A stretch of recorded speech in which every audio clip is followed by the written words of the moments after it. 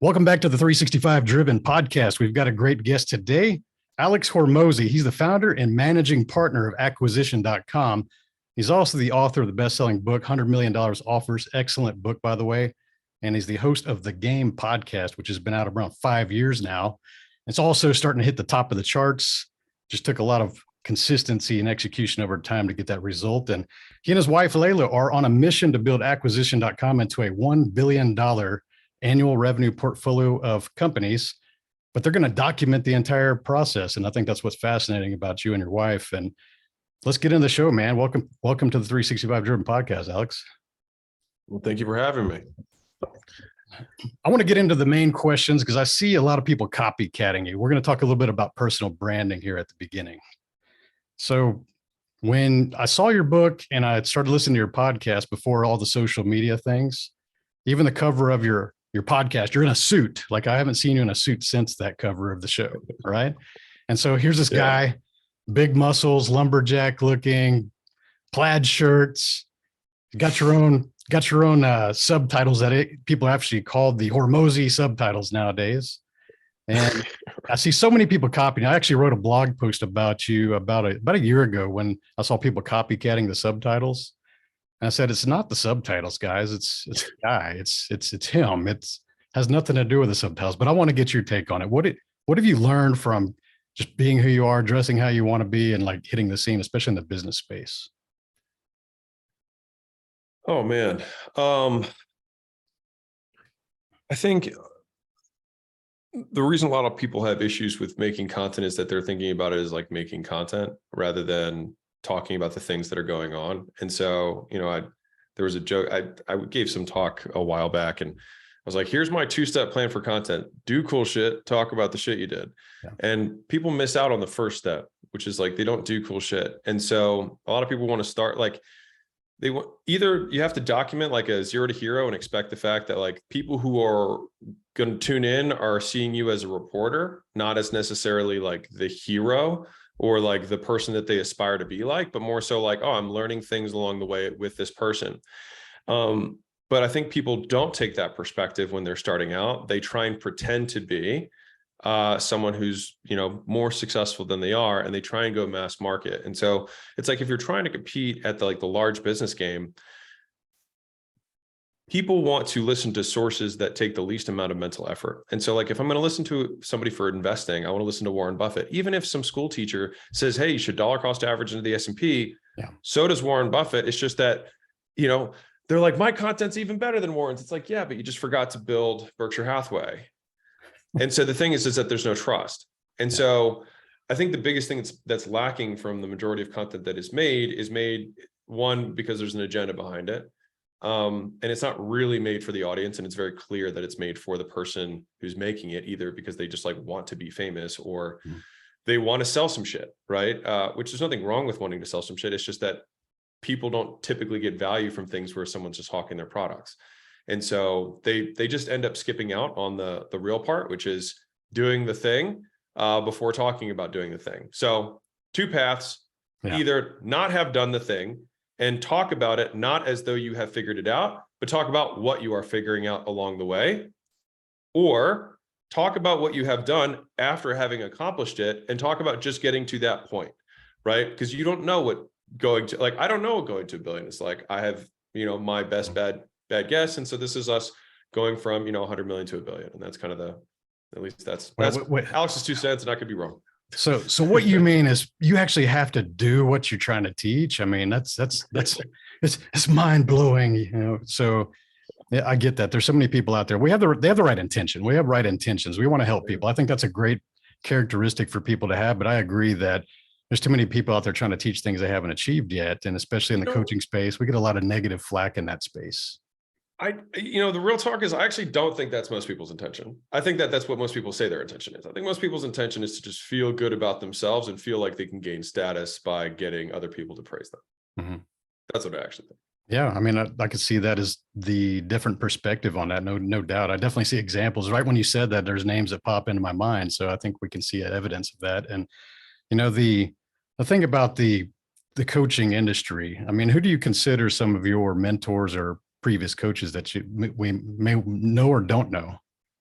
Well, I won't name names, but I think that there's different, there's paid mentorships and things like that, but there's also there's unpaid mentors and advisors, and then what I like to call heroes, which is like Charlie Munger and Warren Buffett have probably influenced me more than anyone, and I've never talked to them. And so, and listen to Charlie Munger, and he says Ben Franklin is one of the biggest, heroes in his life. There's a picture of him putting his arm over a statue of Ben Franklin because he sees him as such a good friend, even though the man died, hundreds of years ago. And so, I would say a lot of the people that I kind of learn from, take inspiration from, whatever you want to call it, are many of the names that you've probably heard of. You know what I mean? Like, I love Yeah. Bezos's perspective just on the long-term views of a company, and just truly building a company that's customer centric. Like, if you build it around the customer, it doesn't matter really what you do wrong. If the customer wins, like, everything else can pretty much get figured out. Same thing with like Warren and Charlie. Like, it's just all about having an incredibly long time horizon. And I think it's beautiful that those guys are, especially Warren, it's one of the richest men in the world. And he just did it because he's been doing it for 78 years. You know what I mean? And that's hard for people to comprehend in the world of the internet. Because I mean, even hitting the decade club of being in business for 10 years is something that a lot of people who are giving advice haven't crossed. Yeah, when we look They back, haven't even been through a cycle. They haven't even been through an actual economic cycle yet. they haven't. I mean, we think about that. If you haven't been in business since 2007, 2009, you really haven't seen a true depression cycle. And there's a Yeah. lot of people out there highly successful after that because they caught the wave going up. And a few of us have been in business for 20 plus years, and it was a struggle back then on different eras of those downturns. So, a lot of times we can learn how to scale and things, but the recovery is also a different set of advice that people can learn from. So, I like that you Yeah. mentioned that kind of stuff. I think mentors and learning are very important. I mean, you and I both have invested in degrees.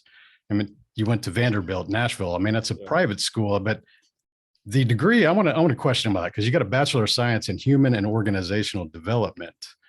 Yeah. You knew you wanted to be an entrepreneur, didn't you, before that? So did you find that that was the best education you can He get? didn't have a business Why? degree. So that was like the closest thing to a Okay. business degree is what and I think my specialty was like, I can't even tell. I think it was corporate strategy. Okay. I don't even Yeah.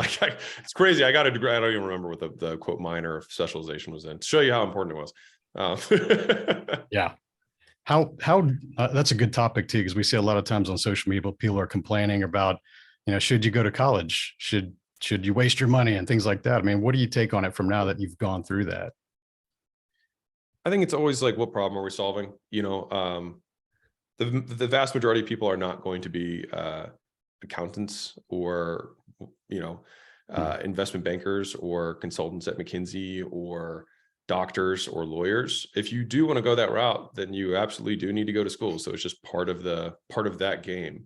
But there's a big world of business out there that doesn't require any of those things. And most of the big tech companies, at least, started the wave of not requiring a college degree, because education is now significantly more accessible than it was 20 years ago. And so you can become just as knowledgeable or more knowledgeable just studying on your own. And so that's where like the interests and these super niche specialized skills, there's a marketplace for that, because people can learn them on their own. It's much more about being able to test someone's proficiency. And so if you think about it from a, allocating capital and time perspective, because I think that's ultimately what we're all kind of responsible for, is like, how do we spend our money and how do we spend our time? It's like, could I achieve the same outcome with less time and less money? And so I think if you're not trying to become a consultant or a banker or whatever, then there are definitely routes that are cheaper and that will return more for your time than a 4-year degree at a generic college. Yeah, I think that people get kind of upset when they've already made that investment. They look at the sunk cost fallacy and they go, hey, I've already gone to school and I don't want to waste this degree. And I had a lot of that belief. I mean, even after exiting my first company, my mom, who's a Japanese immigrant, would always ask me if I was still looking for a job and if I was going to use my degree. And it's a different mentality, especially when I was the first one in school to get an education. And she really valued education. I mean, to give you an idea, I didn't miss a single day of school from kindergarten through graduation. So she was very strict on school.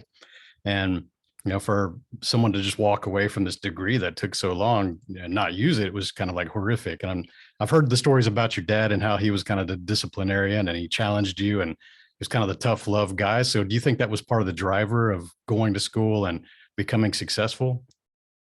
Well, I don't think, for me, like, I think I planned on going to school. That was never really like a debate. And I think, when I went to school, that was, 15, 16 years ago, I think. And when if sorry, like making a decision 17 years ago, it's been a minute. And the world's changed since then. Instagram didn't exist. Like Facebook, I think, had just gone to high schools at that point. YouTube was not even close to what it is now in terms of like access to education. So like a lot of these things didn't exist. And so I very much intended to go to college because I just thought that was the natural next step. Now there are just a lot more opportunities. And so I think parents are catching up. I think some of the kids, now mind you, like it takes time to change a society, but if you just look at college enrollment, I think it's down for the third year in a row by like 4 or 5%, which is pretty significant. Like even if it were flat, it would be down, but it's down. So I think people are catching up and just seeing that it doesn't have the same return on investment as it did before. Yeah. And the prices keep going up. That's the unfortunate part. I mean, with inflation and just tuition costs. So it's kind of going I backwards. think tuition's like 10x though. Dude, it's like crazy. Even inflation adjusted, I think it's up crazy. like 5. It's an exorbitant amount. Yeah. And it did make sense. The original value prop made sense when it first began because it did prep people for careers and people had a significant earning advantage going through school. And that's fundamentally what school's supposed to be, is you take a loan from your future self and your earning capacity in the future to pay for today. And the simple example I like to give for anyone who's like going through this debate is a friend of mine's daughter is in high school and she was debating going to college or whatever. And she asked if she could borrow money to get a phlebotomy degree. And it's not a degree, it's a certification. It's like 2 days, right? Yeah. So I think it's like $500. It's not a huge, investment, but phlebotomists can make like $25 an hour. And so instead of making minimum wage, she could triple her earning capacity for $500 in 2 days.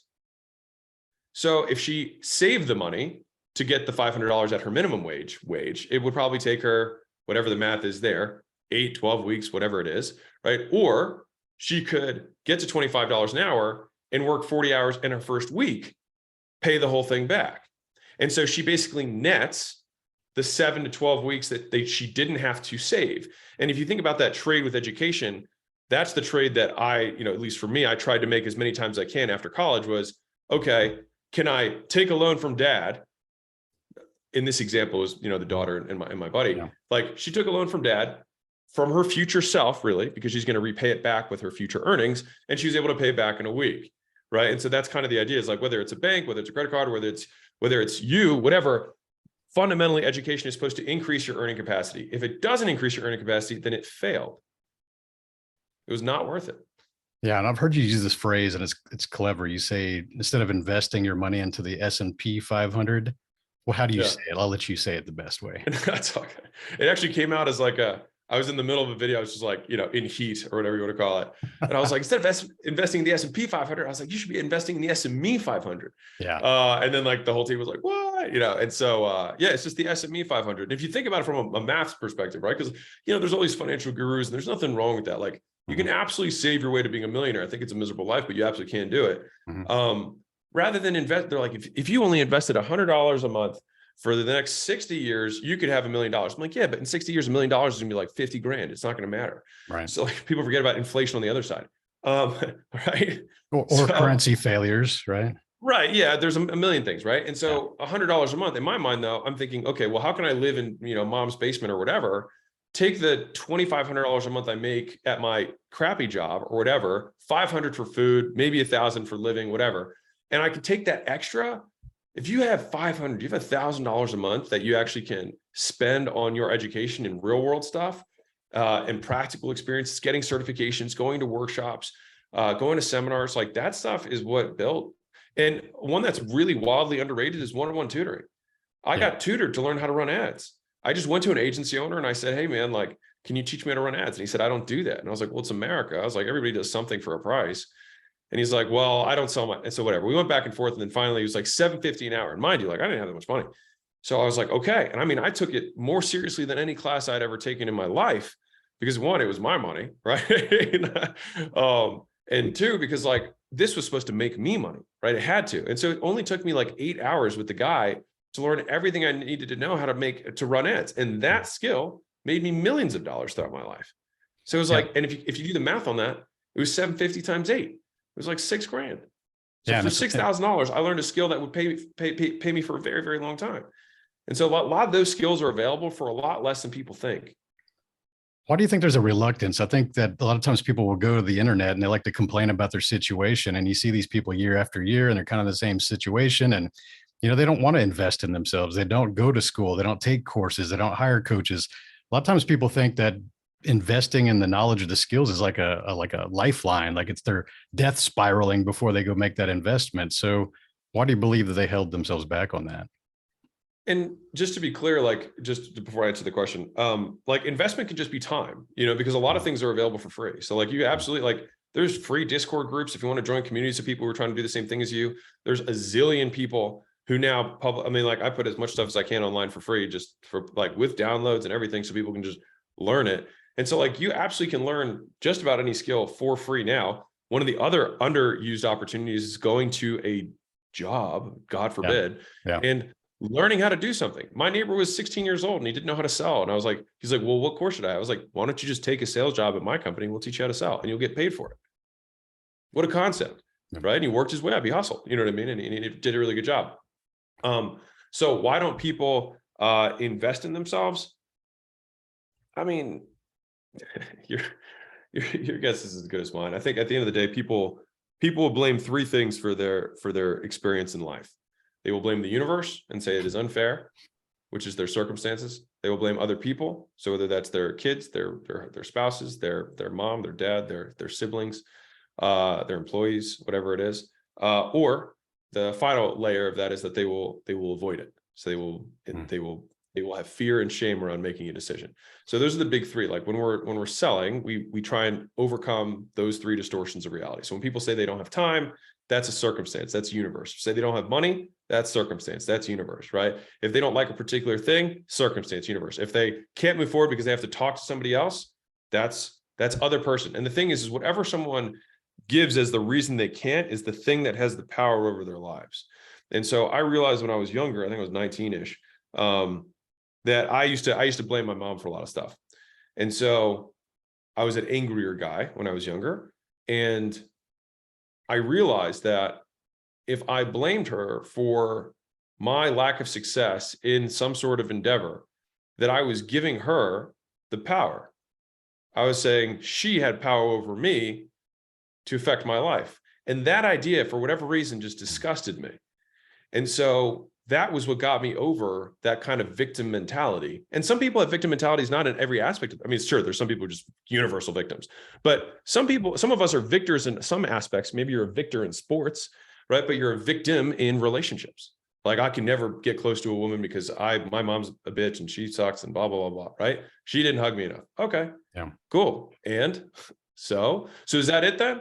Is that like, that's it? So like, you'll never have a romantic relation for the rest of your life because of your mom. And so wherever you point the finger of blame is also where the power goes. And so until you can point it inwards at your own chest and say like, it is my fault, it also becomes your power. And then you have the power to change it. And I think that's the first step that a lot of people don't want to make because it hurts, because you have to say my fault. And I like this little quote, but it's, we stay in poverty until we learn all the lessons that poverty has to teach us. And the first two words to get out of it are my fault. That's dead on truth. I mean, it's accurate. I mean, I think that one of the speeches I deliver on stages is the ABC speech. It's action, belief, consistency. And those are in a really specific order to me, because I think a lot of times people don't believe in what's possible or believe what they are capable of. And so they don't ever take the action, but you have to take the action to get the consistency and the belief. You're never going to believe in yourself until you actually do something and get a result, even if it's the smallest level. So there's like this non-starter thing. I mean, you and I are both into fitness. I think a lot of times people just really don't like going to the gym because they've let themselves go. They realize that there was a healthier version of themselves at some previous time.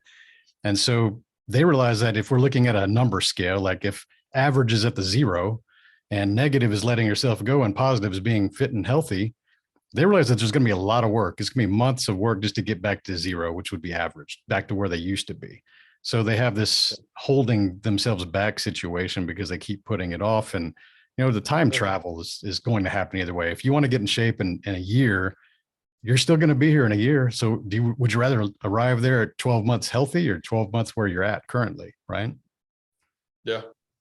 So I know you were powerlifting and things like that into college. So I'm a big believer with a 365 driven brand. We look at health, wealth, relationships, mindset, and all the physical things. I think there's a lot of people out there that, have discipline in certain areas, but not across all of them. And I'm trying to help them to raise their awareness of this. Cause I mean, you see guys that are fit like yourself, and they're broke. They don't understand anything else. And maybe they're suffering at relationships, or maybe someone's really good at relationships and they aren't good at the other things. So how do you best help people gain awareness to try to maximize their potential in each of those categories? It's a tough question. Well, first thing is, I think, you said there's a lot of fit guys, right? Who, suck at their finances or whatever.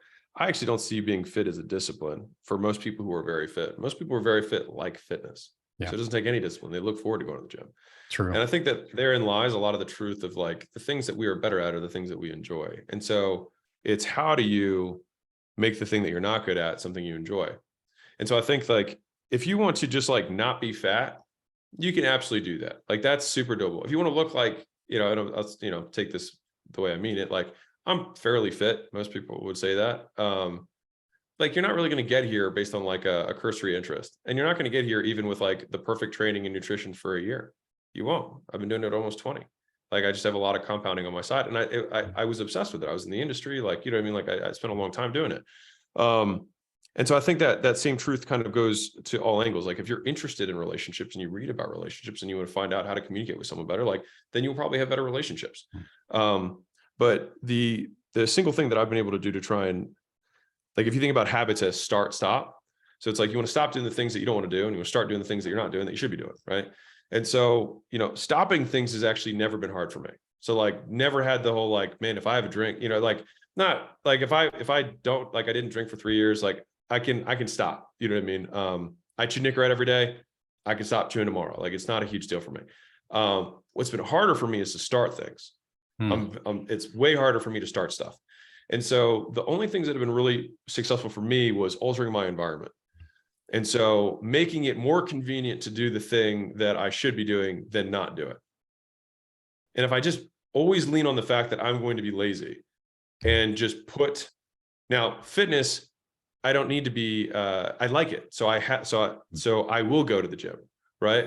But I might not remember my pre-workout or my post-workout. So what do I do to make it convenient? I leave it in the car because then I won't forget it. It's right there, right? And so it's things like that. Like I want to put sunscreen on every day. I've wanted to do it for like 10 years. Still never did it, right? So people are like, ouch, you're so disciplined. I'm not. But I put it on my watering holes. So it's like there's 3 places in my house I spend a lot of time. Here at my desk, I spend it at my kitchen table, and I spend it in bed, right? There's the 3 places in my house that I spend time at. So I've got what I want to put, like I've got sunscreen on my desk, on my kitchen table, and next to my bed. And so every time I see it, I remember to put it on. But whenever I was like put an alarm on my phone to go do, like, I would always be busy. I would do something else, whatever. And so I think it's like, if we can alter our environment, it's one of the easiest ways. Like if you're trying to get out of addiction or something like that, then you got to change the environment. Like if all your buddies are heroin addicts, it's real tough to be clean.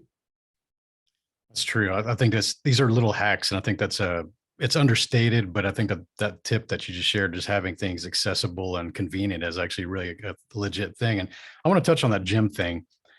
I think that, yeah, I don't really want to go to the gym half the time, but I go 6 days a week, and I always fool myself. I always think about, hey, I've never left the gym having regretted been there. So I kind of lean on the fact that when I leave, I'm going to feel good, and I'll be glad that I went, regardless of how I feel right now before I go.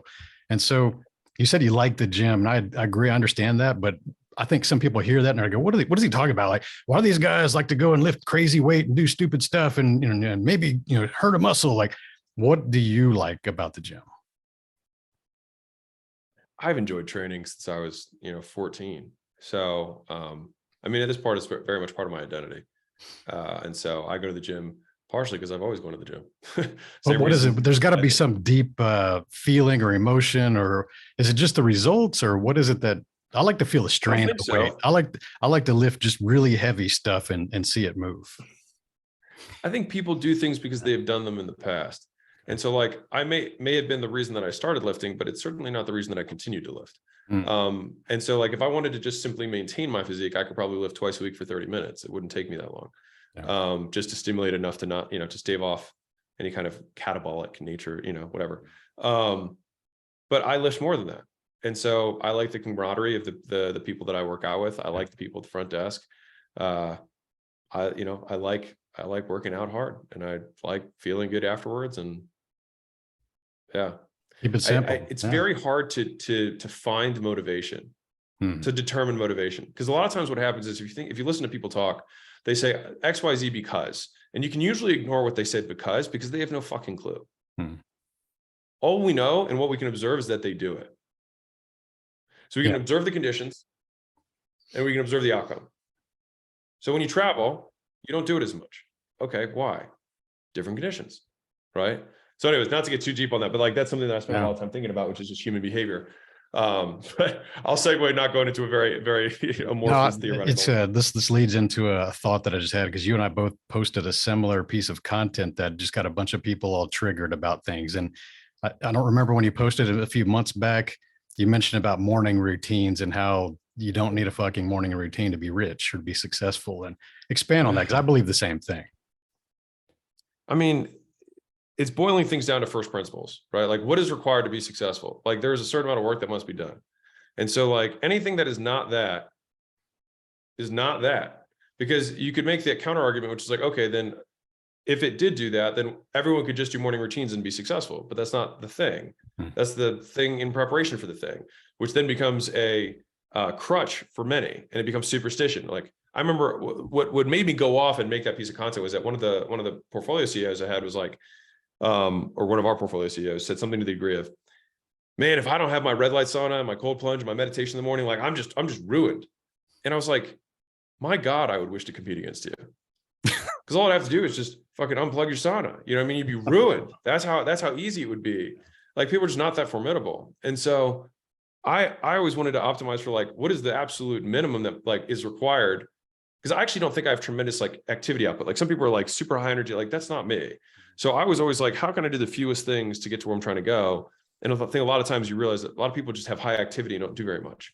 Yeah. And so they feel productive by saying their affirmations and all that shit. But the thing that drives the outcome is still the input of like, you either need to make 100 calls, you have to make your content, you have to, whatever it is, you know what I mean? Like, you have to run your meetings, and that's what's going to drive the business. And if you're not doing that, you're just taking away from time that would have been otherwise allocated towards that. Yeah, I made that post a few weeks ago on Facebook, and people were all disagreeing. And I looked at the profiles of the people that were really vehemently disagreeing, and a lot of them are successful. They're multimillionaire friends that are in my network. And I know how long they've been in the business and what they did and who they were in the past. And I realized that, you know what these people have in common? They actually didn't start adopting those habits until they were rich. Yeah. So again, it goes back to, you don't need that to become rich, but you adopt certain habits and things you enjoy. If you enjoy meditation or red light saunas, like, that's great. Like, if you have time to do it, go do it, knock yourself out. But I just think that there's too many people out there thinking, hey, we got to go read the Miracle Morning and we got to make our bed every morning and do all these crazy things. And there's really wasting time, dude. I love that we agree on that stuff. So I want to talk into the business shift here. Okay. So I think it's a really key point what you just made, though, as an aside. Thank you.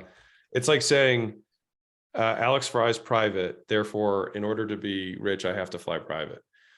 So it's just taking out of circumstance. So like, the way people get, like, you should study how people got there, not what they do once they get there. Because people get very weird when they get rich, because everyone else will deal with your bullshit because you are rich. And so they will just smile and nod and they'll agree with you. And then what happens is you get high on your own supply because everyone agrees with you because you are successful. But you just start saying more and more nonsensical things, but they get reinforced by everyone around you. And then you start fucking believing yourself. And then that's when people make it and then they lose it. Or they just lose their teeth. Yeah. I mean, if you need evidence of that, just go look back on Hollywood at any given year and you'll see examples of people who became really successful and just act all wacky. But, going into the business talk here. So you get out of school, you go to California, you start a gym because of your fitness. I get it. It was a vertical thing that you loved. There was some struggles in there. You grew it to 6 locations, but what did you learn from starting that brick and mortar location? I think brick and mortar locations are really only a good vehicle if you have a plan to open many of them and you built it with that in mind at the onset. For me, brick brick and mortars are like the kind of the smallest sampling of all aspects of a business. It's like you get to understand a little bit of the real estate side as a tenant. You get to understand a little bit of negotiation on that side. You get experience running a small team of people. So you usually have, three, depending on the size of the business, 3, 10, sometimes 15 employees that report directly to you. You have some managers in place if you're the owner. You have to learn how to market at a local level. And there's lots of ways you can market. You can market through referrals, you can get affiliates, you can get, you can do paid ads, you can do cold outbound. Like there's lots of different ways you can get new customers. And so it gives you, and you also have to like manage expenses and look at fixed overhead versus variable overhead. And so it's just like a really micro way of learning business. And that's for like people who are like in to your point, like people who haven't started yet. The fastest way to learn something is to do it and then read about it. Because what happens is until you have an experience that you can lay the new learnings on top of, it just doesn't get stored anywhere. Because I remember I read all these books about entrepreneurship and I can't remember anything about anything I read entrepreneurially until I had a business. Like I had done 4,000 plus sales before I read my first sales book. And then I was like, oh, and then it became far more useful for me because I had a lattice work of beliefs and concepts and experiences that I could lay that learning on top of. And until you have that, you're kind of wasting time. And so it doesn't really matter what business it is, because there's this big fallacy that the better your first business is going to be the last business you ever own.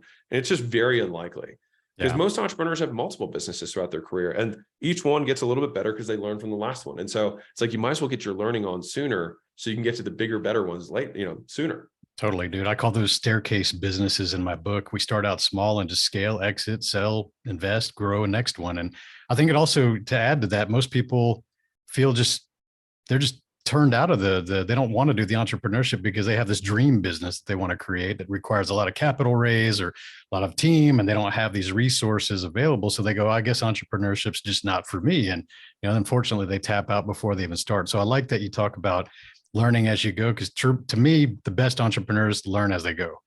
I think there's too many people out there that listen to a bazillion podcasts, read all the books, attend every conference, join every mastermind, and then you see them and like, what are you doing? Like, where's the business? Like, why haven't you applied any of that kind of stuff? Because you and I could both read a book. Your book's excellent, by the way.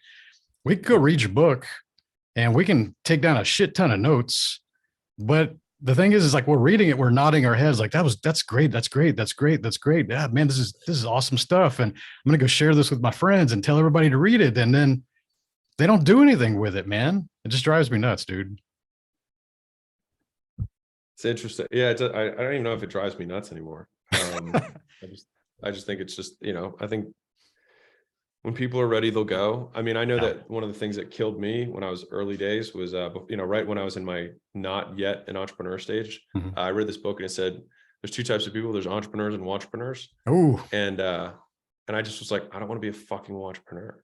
And so that was like, that word like really pissed me off. And, that was one of the things. Like there was a number of things, and just for everyone who's listening, like if you are in that position where you're listening to podcasts, things like that, like I get it. Like the hardest decision of my entire life was quitting my job. Hardest decision of my entire life. I mean, I've had some big decisions. Hardest decision of my entire life was quitting my job, and it was just fear. There's incredible fear of the unknown, of like what'll happen, and all of it was about judgment around other people. Like what will they think if I fail? Yeah, and that's why, like, I think that's why there's all this content that's made out there a lot of times by entrepreneurs, because like we get that, because it was hard, but like when you're on the other side of it, you're so grateful you crossed that. Even if you eat shit for the next 5 years, it's your choice. And so it's, there's kind of the old saying, like, people work 18 hours a day to not have to work, 8 or whatever it is. 80 hours a week. So they don't have to work for someone else 40, right? Yeah, whatever that is. Yeah. And so like, I have a heart for that, because it was still the hardest decision of my life. And one of the things was reading the Entrepreneur thing. And it was just like stack after stack. It took me 6 months from when I like really wanted to quit my job to when I actually did it. And I mean, I was obsessive, and every day I would have phone calls with all my friends. They got so sick of me, like, I'm going to do this thing. And sometimes you just got to jump. Did you put a date on the calendar for that quitting date? I don't think so. You just kind of knew roughly. It was more like an impulse thing. Okay. I feel like I needed to rip the Band-Aid off, and I needed to get out of my environments. It's the same thing we were talking about earlier. I knew that my environment was very hard for me to start a business in. So I went across the country. I just got in my car, drove across the country, and I called everyone when I was already halfway there. Because I just and maybe it was just because I was just a big pussy. I didn't want to face the people. I was just like, I'm going to go do this thing. I got to do it. Hmm. And they were like, what do you mean? You know, like I called my dad. He was like, come back. Oh, I'm like, well, you know, we'll talk it out. It's like, I'm not coming back. Like, and I think just having that physical distance gave me a little bit more power, for me. And, you know, for everybody who's starting out, like you need 4 things, right? Like you need a bank. Sorry, you need an LLC. So you go to LegalZoom, you get your LLC, you take the LLC, you go to the bank, they give you a bank account. Take the LLC and the bank account, you go to Stripe, they give you a payment processor, right? And then you need to get somebody to give you $1 and you can swipe the card. That's it. You have a business. Like all you have to do is just solve some problem for somebody and exchange for money. Like that's it. That's the business. And you'll learn from there.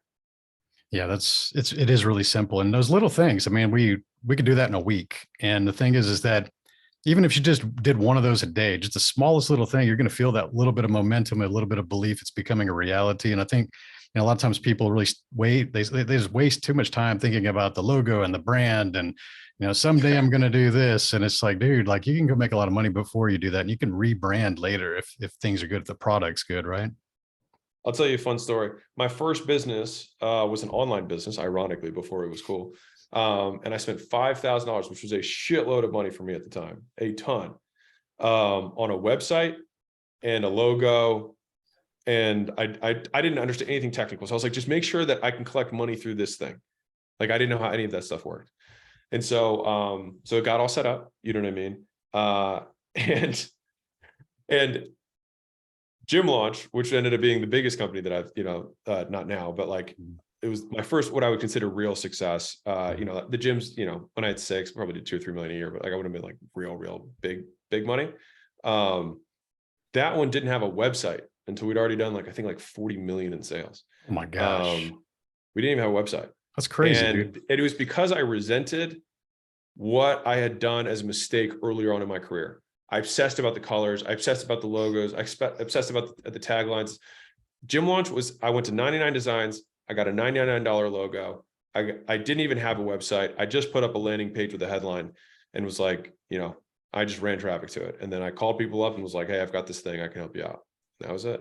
You know, even I looked at it earlier today, just went back and looked through your portfolio of those businesses. And even the website now is really not some knockout stellar in your face kind of marketing campaign. It's a very simple website. It kind of gets to the point. Are you wanting to start a gym? Are you a gym owner? It asks questions. It kind of takes people down a trail. But I think that says a lot about just making sure that the message is on point. You're solving a problem. It doesn't need all the flash and the fluff. But, you know, so It what happened? distracts. What happened with the 6 gyms? Did you just kind of grow out of that, or did you just kind of say, hey, this isn't for me, and you took something different course for Gym Launch? Yeah. So, man, I wouldn't have time to break down the entire story because it would be another full podcast. But I was doing decently well with the gyms. I got invited to speak at this conference. I broke down how I filled all my gyms up in before they opened. So I'd pre-sell the gym to full capacity. I thought everybody was doing it. I got off stage. I got mobbed. Still to this day, I've never been more mobbed in my life, to this day. And I thought, maybe I could make some money doing this. Because everyone's like, hey, what do you have to sell? I'm like, I'm not selling anything. I'm a gym owner. Like, yeah, you know, unless you want a membership, you can go to the gym. Like I had nothing else. And I had 100 business cards, 100. Wow. So I put them all on an Excel sheet when I got back. And one guy was like, run my credit at the event, was like, run my credit card for $5,000. And I was like, I don't have anything. He's like, figure it out later. And I was like, it was the weirdest thing I ever had in my life. So I called him up before I ran it when I got back home. I was like, you sure? And he was like, yeah, run it. So I ran it. And he was like, what do I get? After I'm on the phone with the guy. And I was like, I don't know, man. I was like, but I'll just make sure you make more than $5,000. He was like, fair enough. That was it. You know what I mean? That was literally how it happened. And so I still had my gyms. And so I ended up, so I had, I'm trying to think, I think I had 2 corporate locations. So those were like built inside of Yamaha. So they were local. They were big, you know, Yamaha, big, the company Yamaha. So we built out corporate facilities inside of there, which is actually a really lucrative model. So I had 2 of those. I had 3 freestanding. And then I opened up one on the East Coast to try and start something else. But anyways, but with those ones, I sold the 2 corporate and one of the freestanding to a partner. And we had like a 50-50 split between 4 of them. And so I took 1 and I gave him 3. That was kind of the trade. Because he didn't, you know, he wanted me to stay. And I was like, well, let me, you know, let's just clear things up. It worked out. I sold the one that I got to a competitor. And then the other one that I had 100% of. And now when I seller financed to a customer. And so that's how I got out of those 5. And then the 6th one that I had opened on the East Coast, after crushing the launch, I ended up shutting it down because I was like, I want to do this gym launch thing. And so that was where I'd fly around and started doing these launches where I'd fill the gyms up. And so that was the beginning of my foray into launching gyms. And we did that for, we did 30 something gyms that we did, turnarounds for. And then we packaged it. And then that's when it really took off. Yeah, there was some tough lessons in that traveling business model that you experienced. I mean, just all the days on the road, and you also saw some unethical customers that did the chargebacks and started to just try to go around you and circumvent the things that you guys created. And, were you just too trusting at that point, or you were more naive? One and the same, just thought that, hey, I'm helping your business. Like, you should help me get my money, right? Yeah. And, I've learned lessons in terms of like, there are some, some of the best deals you do are the ones you don't. And, I very fortunate that, Layla, my wife, has an impeccable people picker. She's never been wrong in our entire relationship. Not once. It's wild. I get it, dude. My wife is the same way. She's watching this downstairs, and we've been together 21 years. And she is 100% accurate on every character assessment that we've ever had. So yeah, Lisa, that was for you, because you hear that Layla's kind of his gatekeeper as well. I probably had to go through a gatekeeper with Layla to get Alex on this call. So 100% accurate. And sometimes we'd meet these people and like, he's not so bad, or, just because I want to give people the benefit of the doubt. But man, it might be a month, it might be a year, it might be 10 years, but it always comes back around. Yeah. I think that in the earlier part of my career, so they had this thing with game theory. They ran this like test with machines with like different amounts of like generosity. And basically they found that the best economic give to take ratio is people who are 8 out of 10 givers. Because if you're just a taker, you don't have downside, but you miss out on all the upside. If you like in the short term, you win as a taker, but then on any longer time horizon, the giver wins. But if you purely give, right, then what ends up happening is you get taken advantage of. And so it's basically you mostly give, but you know when to ask. And I think that when I was in my earlier days, I just gave everything away, and I didn't know when to ask. I didn't know when to draw boundaries. And that's what I mean. And honestly, that's where Layla was great. You know what I mean? Like I'm always very trusting. Layla is not. And because we always joke like if it weren't for me, we'd never start a business. But if it weren't for her, we'd have 10. And so we have a very good yin and yang. And I think that's why our partnership, because it really has been a partnership in all the businesses. Because like I got to 2 or 3 million, me, but until I had Layla, every single company we've had has been 10, whatever, not 10, 8 figures or multiple 8 figure, every single business since then. And so, I'd say there's some element that wasn't luck there. So do you consider yourself more of the visionary, the big thinker, and she's more of the operations lead, or? Layla does everything. She does everything. Huh? I'm the pretty face of the marketing. I just get all the credit because I'm a guy. But yeah, and that's my burden. I got to take that, and somebody's got to take the credit. It'll be me. That's my cross to bear. I'm joking. I'll have Layla on the show a couple of weeks from now, so we'll hear her side of the story after that. No, I mean Layla's scale. Yeah.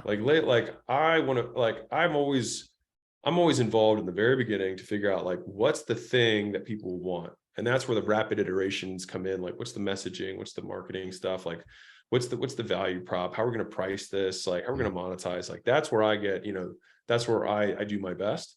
But once we get the kind of like 0 to 1 in place, I kind of can just hand the 0 to 1 to her, and then she just goes 1 to infinity. So let's talk about the sell, okay? Because a lot of times people just don't have the experience of talking about selling or exiting companies. So Gym Launch and Prestige Labs, I read on your post on LinkedIn that you sold a 66% majority stake at 46.2 million and joined the board of directors to keep it operational. It fits within your acquisition.com portfolio. What is it that, I mean, I know what it felt like when I had millions show up in my bank account one day. Was there any kind of substantial difference that you felt before and after that? we had about that much money already. And so it was like, no, I mean, if you think about it, like the biggest change in my personal like wealth feeling was when I had my first 100 grand. I still remember it. Because for me, 100 grand was like 3 years of living. So I knew that like, if I made no money for 3 years, I could live, like Layla and I together could live on 100 grand. Right. You know, going to $1 million, you know, shortly thereafter felt like a little bit, I was like, oh, I guess I'm a millionaire. Yeah. It's a milestone.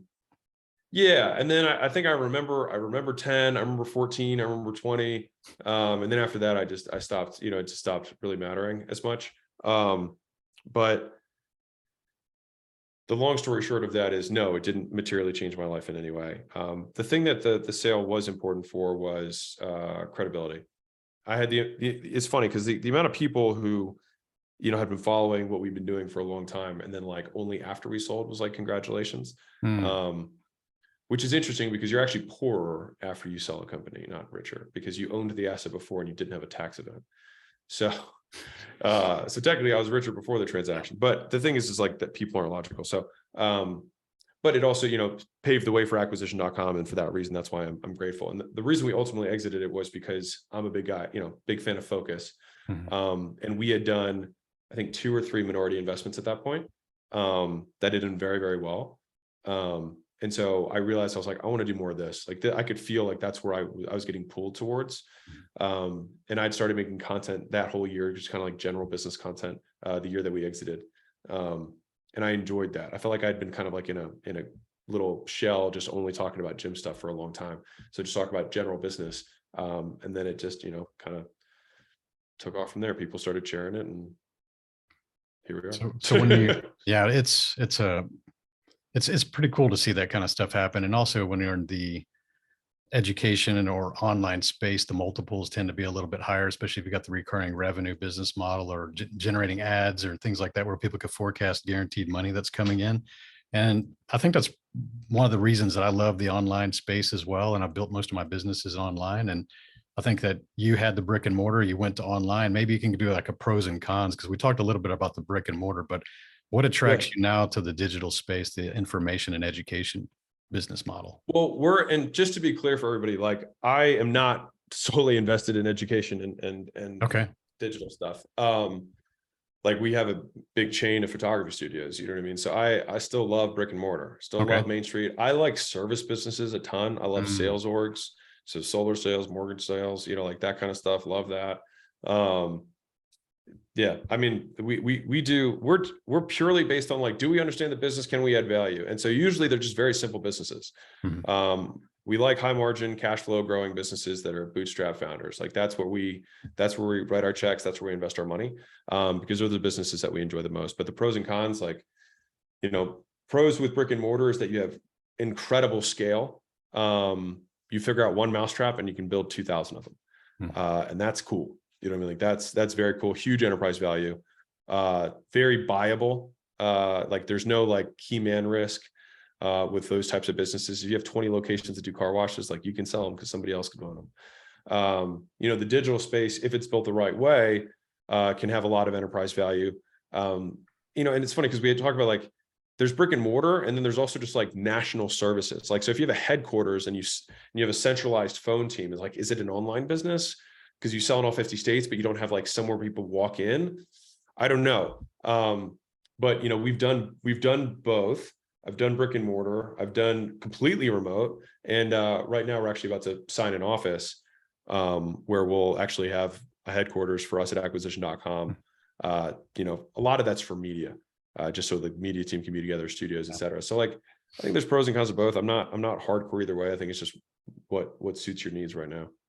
So going into this, because when you started to really document your process with acquisition.com, I heard that on some interview that you did maybe a year and a half ago, you talked about you guys wanted to be very wealthy without having, you know, any kind of celebrity. And then there was some point you decided that, dude, there's a lot of value to putting yourself out there into content creation. But, you know, what does it look like nowadays behind the scenes at the Hormozi kind of content creation machine? We record every 14 days. We record content. The team comes with like prompts, like questions that they think are interesting or comments on our other stuff that they thought were like, oh, this would be a good thing to answer. And And then I also have my Twitter is actually my main idea zone. So I tweet 3 to 5 times a day usually, and it's just like stuff that comes up. And then when we do recording days, I just look through my Twitter feed and I'm like, oh yeah. And then I just hit on that point, you know what I mean? And then if there's something that's like has a deeper story to it, then we just make it a long form version. But that's I mean, people try to overcomplicate it, but like that's it. I tweet all the time. I look back at my tweets every 14 days. I see the ones that I think are interesting. I make shorts about the ones that are, and then I make the ones that are have more meaty frameworks and a deeper story around it to drive a single point home. I just make that into longer form content. But that's literally it. You know, we take one day, usually takes 6 hours, record the stuff, and then the media team cuts it and distributes it. So what is the frequency of the posting and things like that you're doing right now? I think right now we're doing 7 shorts a day, 4 for me, 3 for Layla. I think I post 1 long form YouTube per week. So does Layla. I think I have 2 or 3 podcasts per week that go out. I think it's 3. We have a LinkedIn post every day. I tweet 3 to 5 times a day. The short form videos are on TikTok, Instagram, and YouTube Shorts. So we're on every platform, and we post very regularly on every platform. And that's our current strategy. You know, we're gonna, as soon as we have the headquarters, we're probably gonna ramp that up. But that's what we're doing right now.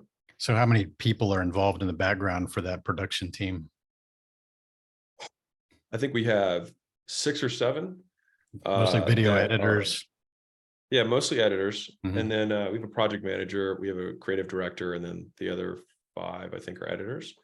And then we have a handful of vendors that basically just serve to increase our capacity. So maybe our team cranks out, 5 of those 7, and then we have vendors who crank out another 2.